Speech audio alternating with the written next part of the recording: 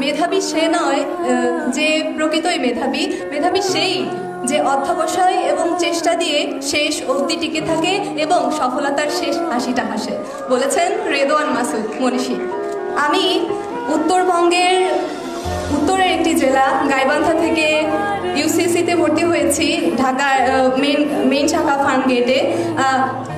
অনেক স্বপ্ন নিয়ে, অনেক আবেগ নিয়ে এবং আমার যে কাঙ্ক্ষিত লক্ষ্য সেখানে পৌঁছানোর জন্য। আমি বিশ্বাস করি প্রত্যেকের সফলতার পেছনে একটি ছোট্ট করে গল্প থাকে, একটি অক্লান্ত পরিশ্রমের অধ্যায় থাকে। আমি সকলের সেই পরিশ্রমের জায়গাটিকে সশ্রদ্ধ শ্রদ্ধা জানাই।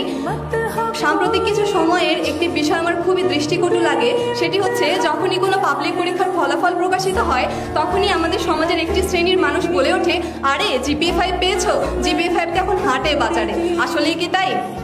একটু যদি লক্ষ্য করে দেখতে পারবো, আমাদের 2022-23 সেশনে উচ্চ মাধ্যমিক পরীক্ষায় দেশের 11টি শিক্ষা বোর্ড থেকে 13,59,442 জন শিক্ষার্থী উচ্চ মাধ্যমিকে অংশগ্রহণ করেছিল এবং জিপিএ পেয়ে উত্তীর্ণ হয়েছে মাত্র 92,595 জন।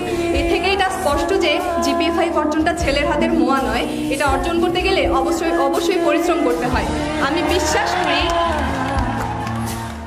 বিশ্বাস করি আমার সামনে যারা রয়েছে তারা সকলেই, এই যে আজকে এখানে আমরা উপস্থিত হয়েছি, প্রত্যেকেই পরিশ্রম করেছি, প্রত্যেকেই পড়েছি।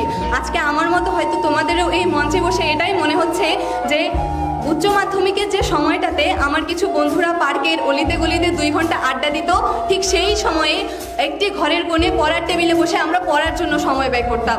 ঠিক সেই সময় যখন তারা ফেসবুকে মনোযোগ দিত, রঙিন ছবি তুলে ক্যাপশন দিত, শেয়ার কমেন্ট রিয়াক্টের জন্য, সেই সময়টাতে আমরা ব্যয় করেছি ফেসবুকে নয় টেক্সট বুকে। আর সেই জন্যই আজকে আমরা এখানে।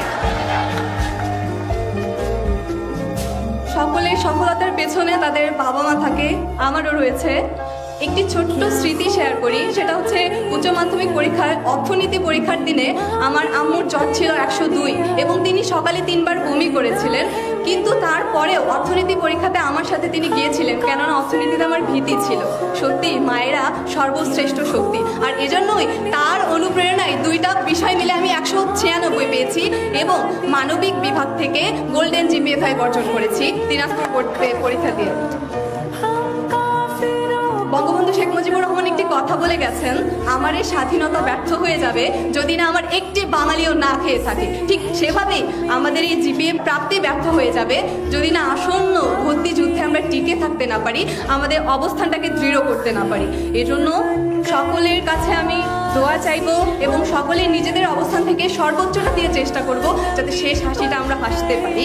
এবং আমাদের যে পিতামাতা রয়েছে পেছনে, তাদের যে কষ্ট, তাদের যে আশা আকাঙ্ক্ষা এবং গর্ব করে প্রতিবেশীকে বলা, এই যে এটা বলেছিলি আমার মেয়ে ভাঙা চাল কি উঠাই দিবে, দেখ আজকে সত্যি আমার ভাঙা চাল আমার মেয়ে উঠাই দিছে, আমার ছেলে উঠাই দিছে। সকলের কাছে আমার অনুরোধ, সকল কিছুর আগে আমরা বাবা মার প্রতি শ্রদ্ধা ভালোবাসা রাখবো, সকলে ভালো মানুষ হব। দিন শেষে এই পৃথিবী, এই বিশ্ব ব্রহ্মাণ্ড সকলের জন্য নিরাপদ হোক। সকলে আমাদের জন্য দোয়া করবেন, প্রত্যেকেই যেন আমাদের স্বপ্নের বিশ্ববিদ্যালয়কে খুব কাছে থেকে দেখতে পারি। ভুল ত্রুটি হলে ক্ষমা সুন্দর দৃষ্টিতে দেখবেন। ধন্যবাদ।